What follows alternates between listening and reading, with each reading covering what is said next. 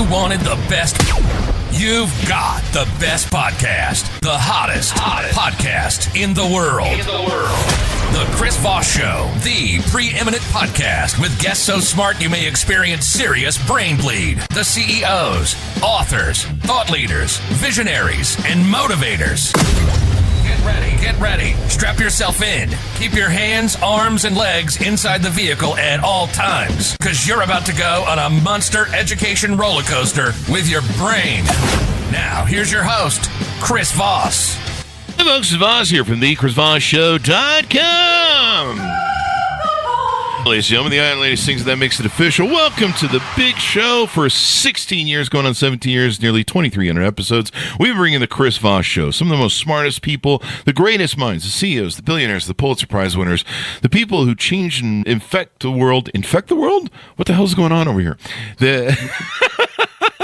Influence the world with their ideas, their books, their writings, their lessons of life, their teachings, and they come to you and they deliver it in this beautiful little bowl. It's like one of those Chinese crystal bowls, you know, one of those expensive things that has been around for 50 trillion years or something, from the Ming Dynasty or something, and they deliver it in this beautiful Chris Voss Show bowl. What the hell are we doing this for? And they serve it to you for free, too. Opinions expressed by guests on the podcast are solely their own and do not necessarily reflect the opinions of the host or the Chris Voss Show. Some guests of the show may buy advertising on the podcast, but it is not an endorsement or review of any kind. So we have an amazing young man on the show today. We're going to be talking about his insights and how you can multiply money and wealth, because who doesn't want to do that? That sounds like a good thing. I do that. I always do that with my checking account. I always know that whatever money is in the bank account, I have more checks than money, so therefore I can keep writing checks. Anyway, guys, go to goodreads.com for just Chris Voss, LinkedIn.com for just Chris Voss. I come up with this stuff right off the bat, and it still sucks. Anyway, we're going to talk we're talking about this fine gentleman about his latest book that just barely came out January 9th, 2025. It is called Financial Epiphany. Discover your ability to multiply money and reimagine your financial life.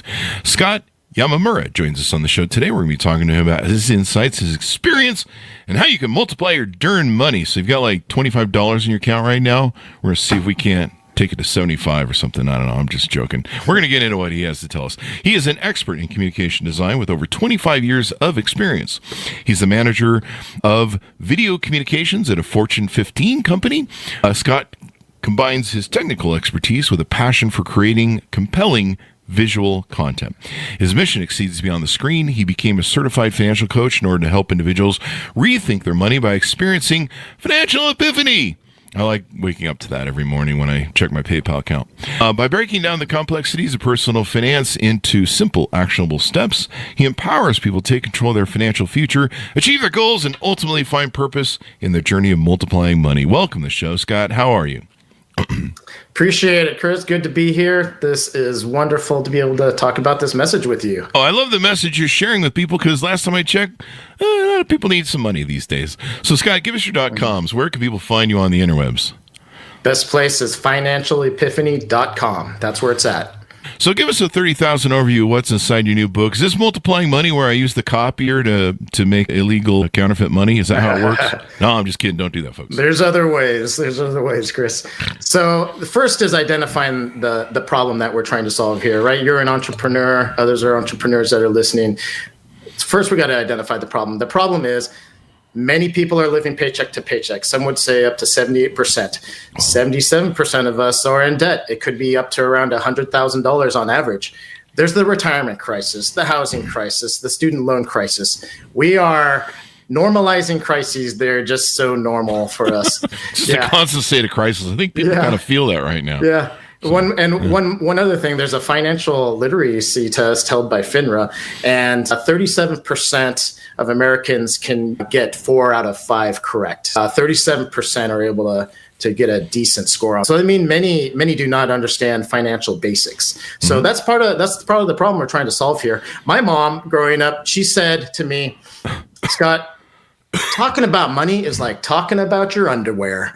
And what she meant by that was, hey, it's a private topic. Now we don't want to go out there and boast about our bank accounts, but if we don't talk about money, it's a taboo thing for some of these cultures or faiths or families that will say, that's a no-no. We don't talk about these things. It's private. But if we don't talk about it, we could potentially all be operating with money our whole lives in a suboptimal way alone.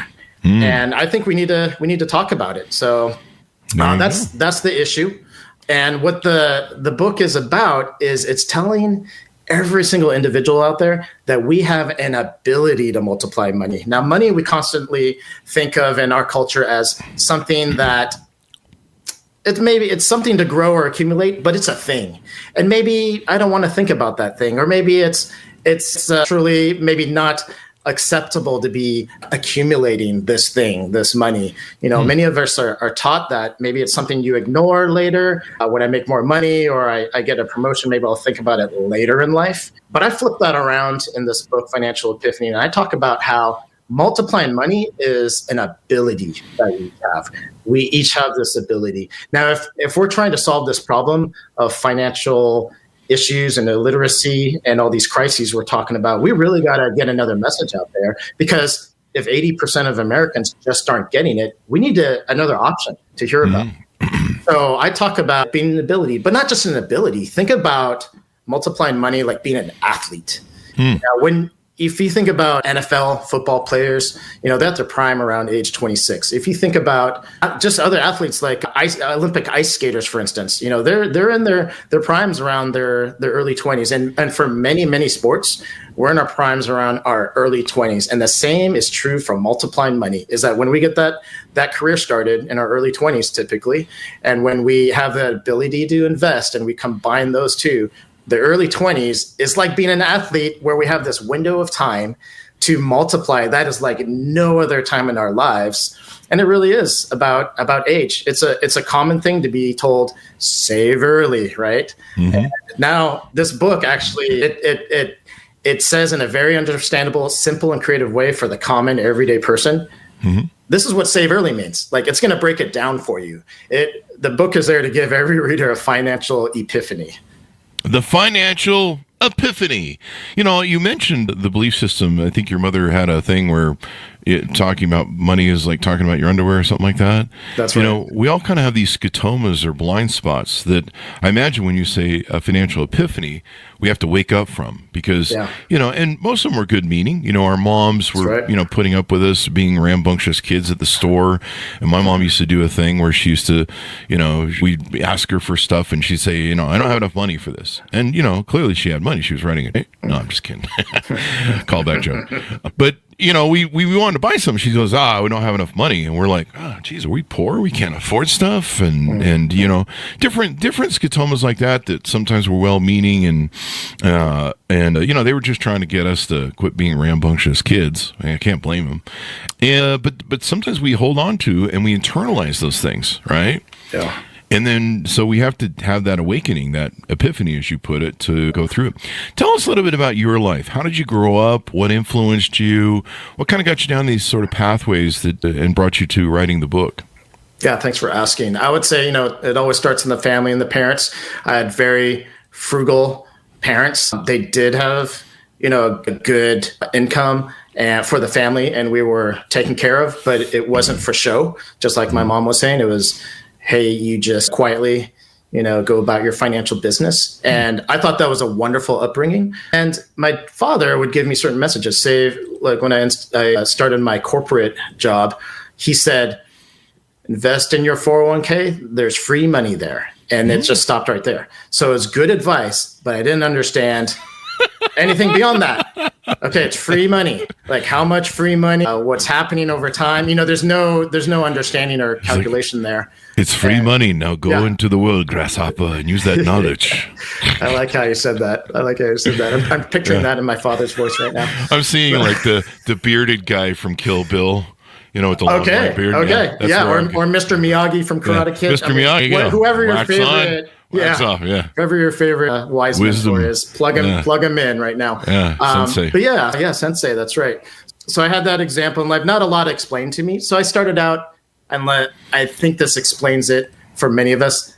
The word timidly. I started out timidly. I was doing the right thing, but timidly, not with confidence, not with gusto, not with rigor, like I'd like to see people do during their prime multiplying days. That's why I consider myself a coach, to coach people to realize that power when they've got it, this window before it passes them. But yeah, more to your question then. Worked a corporate job for a while, figure it out, down the road, I'll study money. I'll figure it out later. And that's most people. Yeah. I'll tell you what, when middle age hits, there's new things that are coming for you that, whether you like it or not, you might be taking care of your parents one day. They call it the sandwich generation. One piece of bread is going to be, am I financially taking care of my parents one day? And then there's, am I going to be sending my kids to college one day?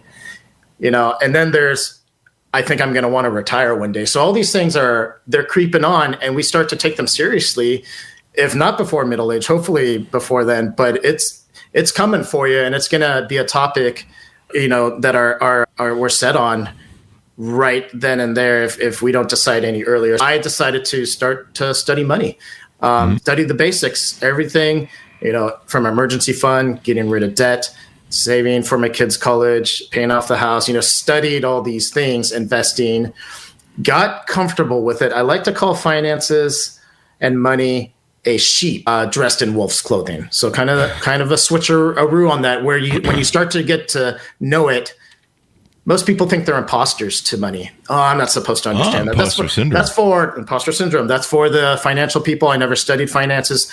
I'm not supposed to be good at this stuff. I want to say that it's a sheep in wolf's clothing, that we all can get over that barrier. And once we do, the empowerment, the confidence starts coming, the aha moments start coming after that. So I did study it. And it was during that time, as I was reading books, going to workshops, and the doors opened, and I was no longer intimidated. A lot of people are intimidated, fearful about this topic in life. Once I got over that, I would say that I started writing in the margins of the books, and then I started writing everywhere in the books. And then I started writing in the books, maybe more than the author was. And then I thought to myself, I think it's time to start writing my own book. Yeah, I had an idea that was being triggered again and again and again and again. I just need to get one more voice out there, because it's working for me and my family. This is really, really working for me and my family, and others that I was cluing into this understanding of money.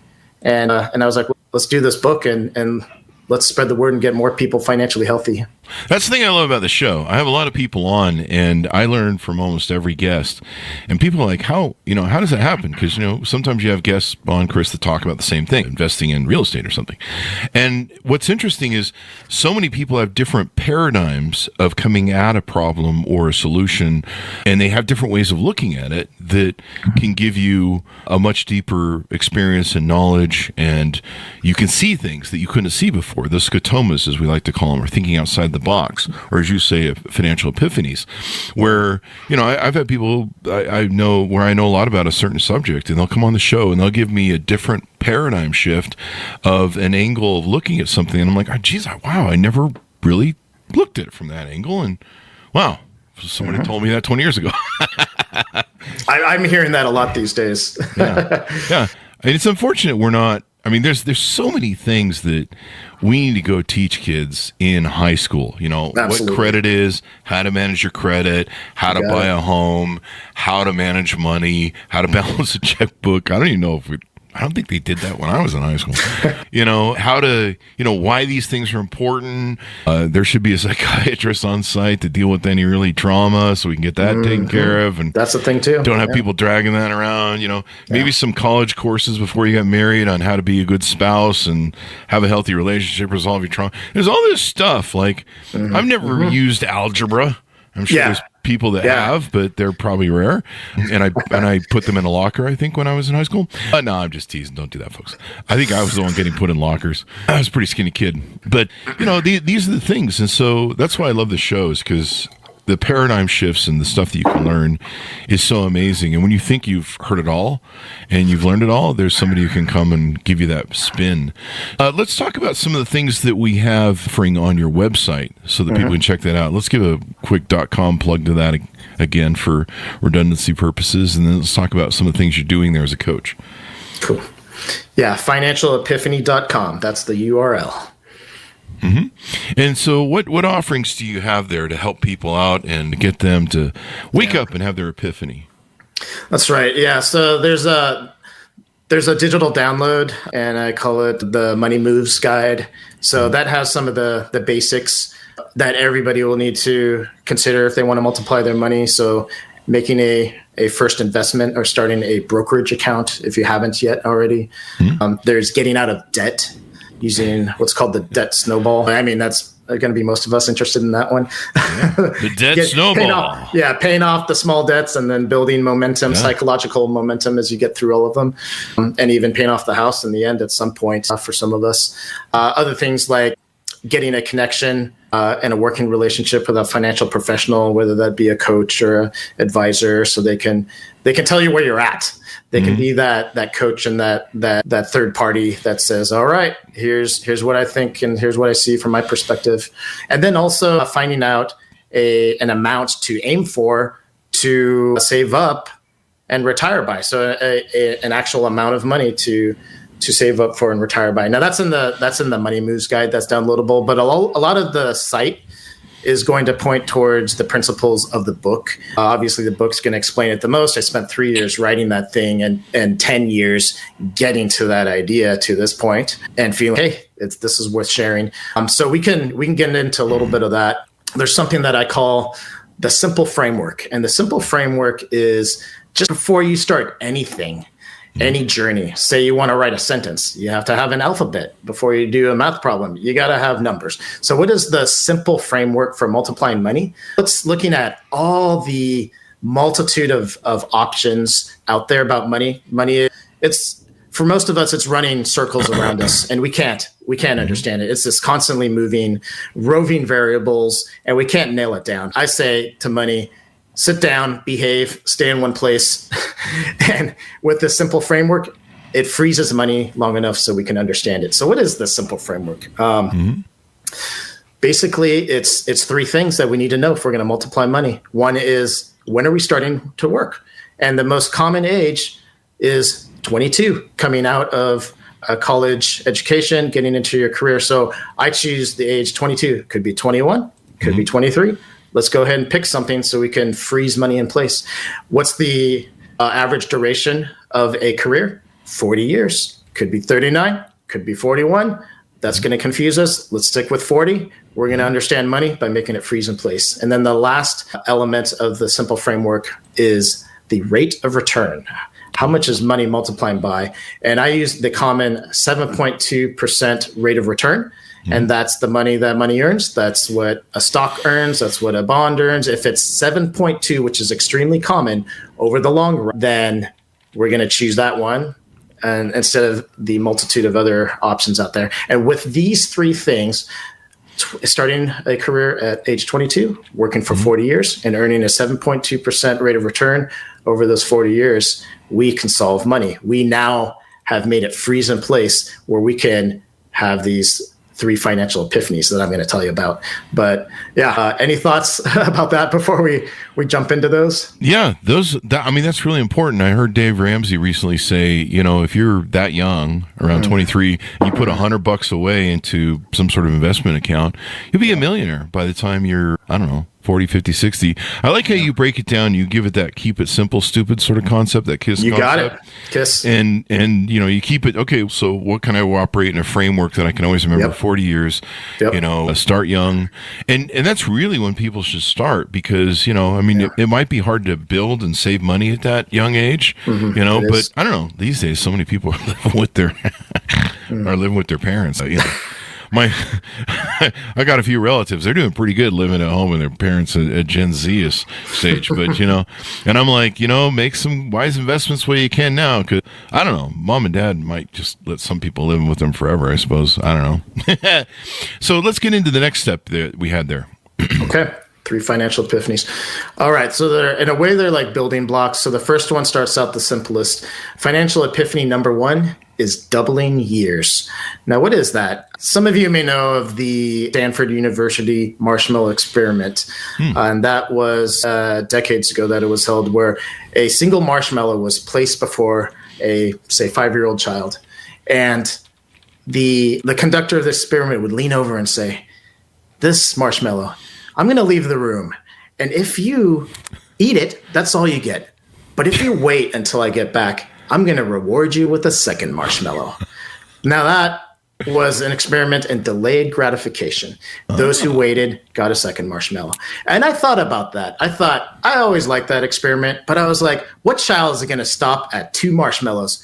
I pictured every child looking up to that experimenter and saying, if I waited and turned 1 marshmallow into 2, if I waited more, could I turn 2 marshmallows into 4?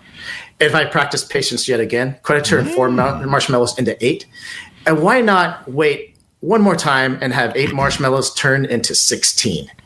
And the funny thing about that is that doubling of marshmallows is exactly how money doubles when you use those 3 simple framework principles I just told you about.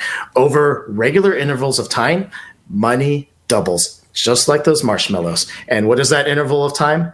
10 years. 10 years. Wow. You put money in once up front, and every 10 years, that thing is doubling. So if you put in $10,000, 10 years later, with the simple framework in mind, remember 7.2% interest rate, all these things, or rate of return, I should say, that $10,000, 10 years later is 20, then it's 40, then it's 80, then it's 160. And so you can start saying and applying those numbers back to our 40-year career we just talked about. You could say, at 22, if I put in $10,000, if I'm lucky enough to have that amount around that age, it's going to be $160,000 when I retire. And what if I did that again and again and again? And we start to realize a single input and the single output. And that keeps things extremely simple. That we don't need a calculator for. That we do not need a financial expert to rely on once a year. That is up here, and we take it with us everywhere we go. It is that simple. Because a lot of people do that. They like, if I want to understand finances, I got to hire a financial counselor. Yeah. And and there's nothing wrong with that. They have really great advice. I don't want to put them down too far, but like you were saying earlier in the show, I'm trying to dramatize is that people put things off, and they're like, when the time comes, I'll do the financial counseling. Time is now, and and the other thing I think to keep in mind for some people is that some people's timeline is shorter than others. Some people don't get a full ride through life. They don't, I remember when I was 50, I was bitching on Facebook. I was kind of doing a bitchy rant, and sometimes I do that for entertainment. And someone wrote me and they went, Chris, you really shouldn't complain about becoming 50 because there's a lot of people who would love to trade places with you right now that never made it. Sure. And I was like, yeah, I should probably shut up now. And he was right. And so, there's wisdom in that. So the earlier you start, the more maybe you can enjoy what you do have. No one knows. There's no guarantees in life, but there's one guarantee, actually: death and taxes. That's the popular response. So no one gets out alive. I think it was the Doors that said that, Jim Morrison, or somebody else. Anyway, pick your internet friends. But so enjoying that sort of thing is important. The doubling and stuff of compound interest. Yeah. My father used to do this thing. I don't know if you've probably heard this analogy, but he used to do a thing where he'd say, "Would you rather have I don't remember what the numbers were, but would you rather have $1 million now, or would you rather have a penny a day for the next year or something like that?" I don't remember. People can Google what it was. I've heard that comparison. And we'd all be like, let's take $1 million now. Yeah, let's do that. Because we're kids, and our dad was just playing us because we're stupid. So anyway, I'm just teasing.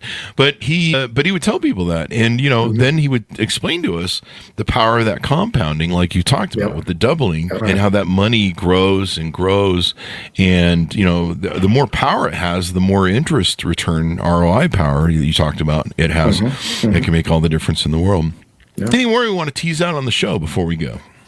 You betcha. Okay. Billion Years is the foundation. It's the first financial epiphany. And then I want to talk about what I feel is the most important one, which is when we make this, once again, feel like an ability, just like an athlete. So instead of saying, if I put in some money now, $1,000, it'll be $16,000 when I retire. Instead of saying that, we flip things around. And when we do that, it forces money to pose in a now-minded way. Because a lot of people, when we think about money growing into something, that asks us to be future-minded, and many of us are not.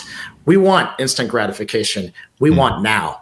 And so when we flip things around and we say, okay, instead of $1,000 turning into $16,000 later, what if we thought, I have the multiplying power of 16 right now when I start my career. I have the multiplying power of 16. I have that ability, right? And there's this window of time when this is going to change. 10 years later, I have the multiplying power of 8. And when I'm in my early 40s, now I have the multiplying power of 4. And then in my early 50s, the multiplying power of 2. Now, once again, thinking about the simple framework, right? This 40-year career. And so when we think about multiplying power and this ability, it allows us to be a steward over it. It allows us to manage it instead of it being, oh, is it okay to accumulate money or not? Now it's about applying this superpower, even I call it. And the other thing is really important is our superpower is reducing by half every 10 years. And that takes advantage of an amazing way that humans respond to this, a loss aversion. So rather than gain $1,000, we're more afraid of losing $1,000. So in this case, what we're saying is rather than thinking about multiplying your money, think about losing your multiplying power. It's having every 10 years. And when you hear that, when you understand that your multiplying power has every 10 years, you're more likely to feel a sense of urgency. You're more likely to take action. And it uses loss aversion to say, you have this power of 16, now it's 8, now it's 4, now it's 2, and then maybe you're retiring and hopefully enjoying the fruits of your labor. But when you see that it's an what's called exponential decay having every 10 years, then it's like, now I have a framework for understanding what's happening. I thought I could multiply money just as well as I do now, if not better later, when I get promoted, when I'm older, when I understand it. But it's actually when we're younger. And if we teach people, it's like sports, act now. And hey, I mean, as we age, eyesight's going to go, hearing's going to go, maybe even memory. Our bones are going to creak. We all understand that. We all get that. If we start to say money multiplying is like that too, then we get it. Then we're like, oh, I thought I could do this easier later in life. But no, it's actually like athletics. It's actually planting a seed. You can't have a tree the next day. Every seed you plant now, it's going to need time to grow. You need time to build it and all that stuff. And you bring up some good points on what people can plan for their life. So let me ask you this, because I'm sure, someone in the audience is listening and they go, I'm 40 now, I'm 50. Yeah. One thing, an aspect in a lot of data that's coming out right now is a lot of people, Gen X, millennials, they don't really have, they've been through some ups and downs. The millennials kind of came to fruition in 2008 with the mortgage crisis, and, everyone was kind of a hard time to come out looking for a job. There's been some impact to that. COVID hit a lot of people too. It's been kind of about every 10 years we're having a kind of 10 or 20 years we have a gut punch. Yep. People have been struggling. Can your book help them, I guess? Yeah. And what I like to say is that a big enough why can overcome any how. So to keep coming back to the athletics, if your coach is telling you, you have this capability of being the most amazing quarterback, you have the ability to be the most amazing pitcher, you have to do this. We start to figure things out. We start to make sacrifices. And here's the other thing. Let's say we found ourselves, that we discovered our multiplying power, but it was after we had a student loan. We're more likely to go gung-ho paying off that student loan if we know what's happening with our money. If we know that here's this window where if I act now, it's the most powerful time ever. And here's the other thing I want people to think about. There's freedom in all of this. There's a writer, K. Chesterton, that says, if ever I wanted to catch a train, it's only because I missed the one before. And I think that explains it for a lot of us, is that we're like, I got to do this. And we're like, whoops, missed that one. I'm going to get ready for the next one. I'm going to save up money. I'm going to buy the ticket. I'm going to pack my luggage. I'm going to check it in. And I'm going to be standing right there on the platform when the next train comes. Because, whoops, I missed the previous one. It gives us something to work towards when we understand our multiplying power, rather than going throughout life and not getting it at all and having that day of reckoning that halts us in our tracks when we're ready to retire, saying, like most retirees, the biggest regret is I wish I saved more earlier. So why don't we listen to them? They're the ones with the perspective. They're the ones, we're going to become them. And so we should be listening to them. If that's one of their biggest regrets of retirement, then let's take action. Let's take action, ladies and gentlemen. Yeah, there's we sometimes we get lost. Sometimes we have fun. We're like, hey, I'm going to buy some new rims for the car, and I'm going to, one thing I see that's really interesting to me, I love watching these TikToks of the financial advisors that are on TikTok, and they're like car people, car salesmen, and they help a lot of people that are upside down now in cars. And it's extraordinary how many people are upside down in cars right now because of COVID. Yeah. They bought really high when the prices went crazy during COVID. Yeah. And sometimes they bought on really crazy interest rates that you're just like, I thought the mob wasn't allowed to even charge that much. and so, you see these people and they're upside down, $30,000, $50,000, sometimes more than that. These trucks are going now for $200,000 for a pickup truck. And so you look at it and you're just like, what are you doing? And the payments these people are making on these cars are like what used to be a house payment in my younger years. It's like $1,500, and then the insurance on the cars has gone through the roof because the cars are so expensive, and so they're paying like $500 a month or more in insurance, and so you're like $2,000 of your monthly nut is going to some depreciating asset that's losing more money hand over fist. And it's kind of funny to watch them because the guys try and figure out how to get them out of their negative hole. Do you want to do a lease but a lot of people, they just can't help. They're like, if you want to show up with $20,000. Yeah, and they're not getting any better situations. Sometimes they're just flipping into the frying pan into the fire. Yeah, it's crazy, man. It is crazy. People should definitely read your book. Get started early. Take advantage of the opportunities you have there early. There's, I think the 401ks and stuff like that are still some of the greatest investments you can make. I think life insurance, I think, is good, isn't it? What I recommend is 401ks, number one, because you have the possible matching, tax advantages, time, and the market rate of return. And then after that, it's the individual retirement account, IRA, and then a brokerage account, of which you could put any sort of asset in these for the most part.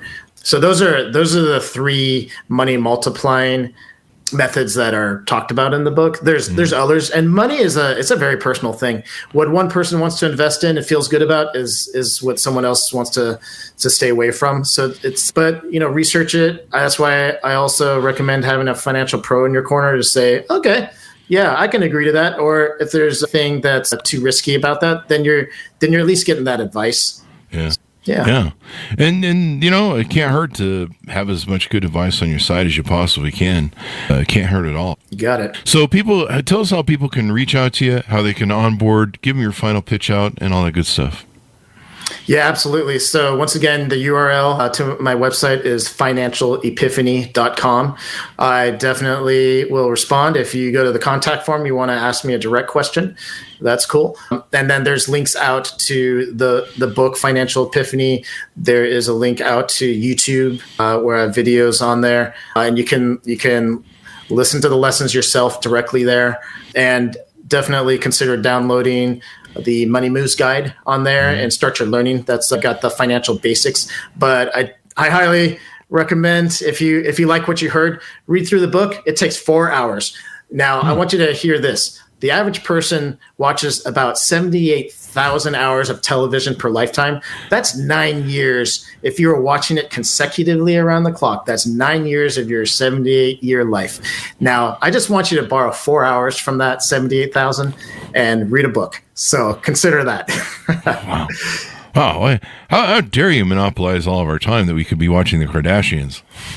I know. Sorry to suggest that. Gosh, darn it, man. How am I going to keep up with the Kardashians? I don't know. Do I get paid for plugging that stupid show? Anyway, I'm sure people enjoy it. It gives them something to do with their spare time. But I appreciate you coming on the show. I appreciate you sharing this with us and getting us educated so people can know better. And then do we get the .coms as we go out here? Yeah. One more time, it's financialepiphany.com. That is the place to get everything. It points to my YouTube and the way to email me and contact me if you want. But that's the place to go to. Thank you very much for coming on the show. We really appreciate it, Scott.